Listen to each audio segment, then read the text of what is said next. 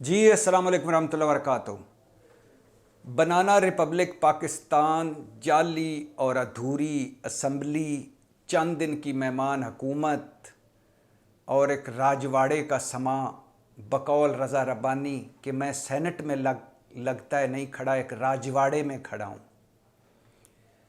धड़ाधड़ कानून साजियाँ हो रही हैं, धड़ाधड़ बिल पेश हो रहे हैं, 15-15 बिल, 20-20 कानून साजियाँ। किसी महज़्ज़ब मुआशरे में, किसी जमहूरी मुल्क में एक कानून बनता है, उस पर कई दिन कई महीने मुशावरत होती है, सोच विचार होती है, क्योंकि वो जब कानून बन जाता है तो वो कई ज़िंदगियों का फ़ैसला कर सकता है, कई ज़िंदगियों को बचा सकता है, कई ज़िंदगियों को डबो सकता है। लेकिन यहाँ धड़ाधड़ कानून साजियाँ हो रही हैं। बनाना रिपब्लिक पाकिस्तान, चंद दिन की हुकूमत, जाली और अधूरी असम्बली, धड़ाधड़ कानून साजियाँ। वैसे तो धड़ाधड़ जैसे कानून साजियाँ हो रही हैं, वैसे ही धड़ाधड़ शहबाज शरीफ कागज़ी मंसूबों के इफ्तिताह कर रहे हैं। धड़ाधड़ इस हुकूमत पीडीएम हुकूमत ने अपने मशीर, वज़ीर, मुआवनीन रखे 90 के करीब। 27 किलोमीटर का इस्लामाबाद। 18वीं तरमीम के बाद इस्लामाबाद के पास 5 या 7 वजारतें हैं एक्चुअल। 90 के करीब वज़ीर, मशीर, मुआवनीन। धड़ाधड़ महंगाई मुल्क में, धड़ाधड़ गुर्बत मुल्क में, धड़ाधड़ बेरोज़गारी मुल्क में, धड़ाधड़ करप्शन मुकदमों से बरी हुए पीडीएम सरकार, धड़ाधड़ टैक्स लगे, 1000 अरब के नए टैक्स लग चुके हैं। और इस हुकूमत का नाम धड़ाधड़ हुकूमत रखना चाहिए, या बल्कि ये रख लें मुश्तरका मफादात कौंसल हुकूमत। ये कौंसल है जिसके मफादात मुश्तरका हैं, लिहाजा वो हुकूमत कर रही है। कोई नज़रिया इनका एक नहीं है, कोई किसी असूली मौक़िफ़ नहीं है, कोई मंतक नहीं है इस इत्तेहाद में, कोई अखलाकियात नहीं है, मफादात मुश्तरका हैं। और इस मुश्तरका मफादात कौंसल हुकूमत को शायद ये इल्म नहीं है कि आवाम रुल गई है। यूएई का शुक्रिया, चीन का शुक्रिया, सऊदी अरब का शुक्रिया और अपनी फ़ौज या आर्मी चीफ़ का शुक्रिया कि वक्ती तौर पर डिफ़ाल्ट का ख़तरा टल गया। लेकिन गरीब डिफ़ाल्ट हो चुका, तनख्वाहदार डिफ़ाल्ट हो चुका, सफ़ेद पोश डिफ़ाल्ट हो चुका और मिडल क्लास डिफ़ाल्ट हो चुकी। झोलियाँ उठा उठा के बद्दुआएँ दे रही है इस पीडीएम हुकूमत को। ये हमें बताते थे, ये महंगाई मार्च करते थे जब इमरान खान हुकूमत थी। आज महंगाई रिकॉर्ड साज है 75 साल तारीख़ में, पता नहीं किधर गए। मौलाना साहब किधर गए, मरीम नवाज़ साहबा तो चुप हैं, यूरोप, नवाज़ शरीफ यूरोप, शहबाज शरीफ तो इक़्तिदार में, हमज़ा जो जेलम तक आ गए थे महंगाई मार्च करते हुए गायब है। 2-2 आंसुओं से रोते थे इसाक डार वहाँ बैठ कर लंदन में। अब वो महंगाई की वजह बने हुए हैं। 19-20 रुपये एक वक्त में पेट्रोल की कीमत बढ़ा दी। मुझे ये पता नहीं है कि ये लोग किस तरह आवाम में जाएंगे।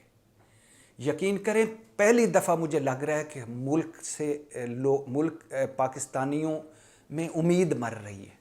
पहली दफ़ा मायूस लगते हैं पाकिस्तानी, और पहली दफ़ा उनको कोई लग रहा है कि जैसे ना कोई सिर है ना पाँव है।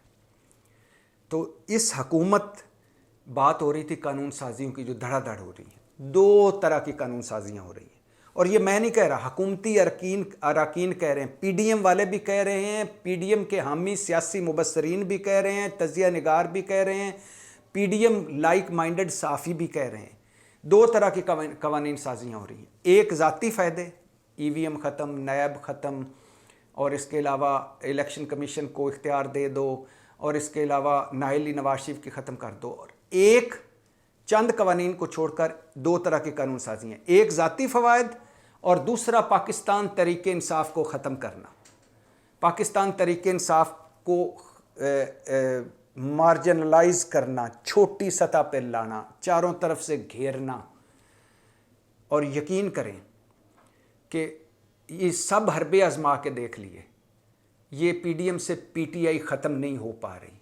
इनके पास वोटर कोई नहीं है। उम्मीदवार तो हैं, जहांगीर तरीन ग्रुप के पास भी हैं, परवेज़ खटक ग्रुप के पास भी हैं, मुस्लिम लीग नून के पास भी हैं, लेकिन पंजाब में इनके पास वोटर कोई नहीं है, केपी में इनके पास वोटर कोई नहीं है। वोटर तरीके इंसाफ के साथ है।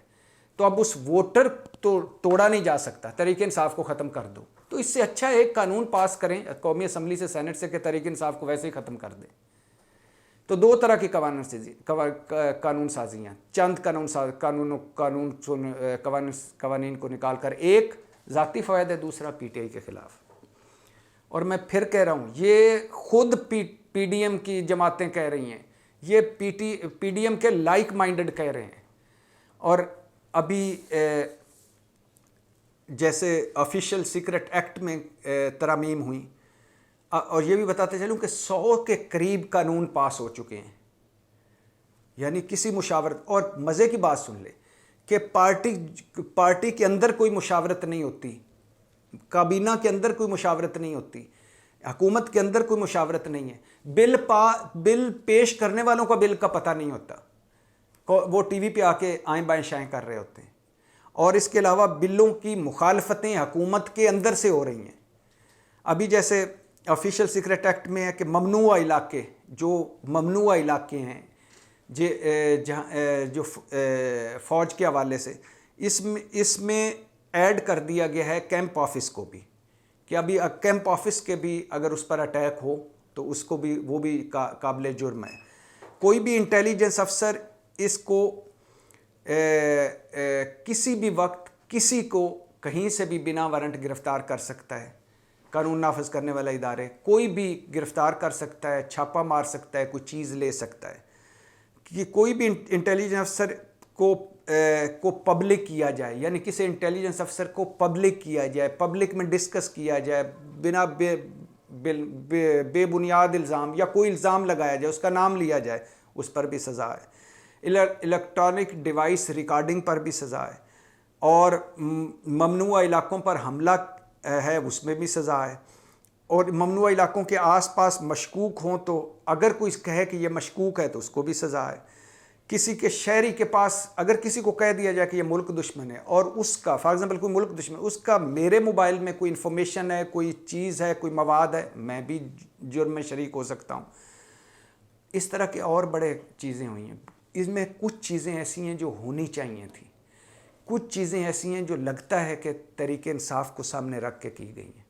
اور پھر کہہ رہا ہوں، یہ میں نہیں کہہ رہا، میں قانون پہ یا میں قانون کے حوالے سے میری اتنی گرفت نہیں ہے، میں قانون کا طالب علم نہیں ہوں۔ جو قانون کے لوگ ہیں، جو حکومت کے لوگ ہیں، وہ کہہ رہے ہیں۔ اور سینٹ میں وجہ کیا تھی؟ سینٹ میں کہ سینٹ میں بہت سارے قوانین آ کے شور شرابہ پڑا۔ کیوں کہا رضا ربانی نے کہ یہ راجواڑہ ہے، میں بل پھاڑتا ہوں؟ کامران مرتضیٰ نے کیوں کہا؟ عرفان صدیقی نے کیوں کہا آج اپنے ہاتھ کاٹ رہے ہیں اپنا؟ تو کہنے کا مقصد یہ ہے کہ عمران خان اور تحریک انصاف نے جو قانون سازیاں کیں کسی کو سامنے رکھ کر کہ مخالفوں کو پکڑیں گے، وہ ان پر اپنے پہ پڑیں۔ یہ جو کر رہے ہیں یہ کل اس کا بھگتیں گے، کیونکہ جو کچھ کرو گے وہ بھرو گے، جو بیجو گے وہ کاٹو گے۔ تو آج دھڑا دھڑ سب کچھ ہو رہا ہے، 2-4 دن کی حکومت ہے۔ اور یقین کریں، میں پھر کہہ رہا ہوں، اس عوام جو 24 کروڑ جو جانوروں سے بدتر زندگی گزار رہے ہیں، آخری بات کر رہا ہوں، ان کو اب کوئی دلچسپی نہیں رہی چاندے کو چھوڑ کر، اقلیت کو چھوڑ کر، کہ الیکشن کب ہونے ہیں، نگران وزیر اعظم کون ہوگا، اور الیکشن نتائج کیا ہوں گے، نواز شریف یورپ کیوں گئے ہوئے ہیں، مریم نواز کا ٹویٹر کیوں خاموش ہے، پی ڈی ایم کی صفوں میں الیکشن نظر کیوں نہیں آ رہا، وہ الیکشن موڈ میں کیوں نہیں ہے، کیا ہونے جا رہا ہے، کیا ہوگا، کیا ہو رہا تھا، کیا ہو گیا ہے، کسی کو کوئی اتنی غرض نہیں۔ غرض کیا ہے؟ مہنگائی، غربت، بے روزگاری۔ میرا مستقبل کیا ہے، میرے بچوں کا مستقبل کیا ہے، میرا کچن، میرا بجلی کا بل، میرا گیس کا بل، میں کیسے گزارا کروں گا، اور ابھی جو آگے مزید مہنگائی آنے والی ہے اس میں کیسا گزارا ہوگا۔ پاکستان زندہ باد۔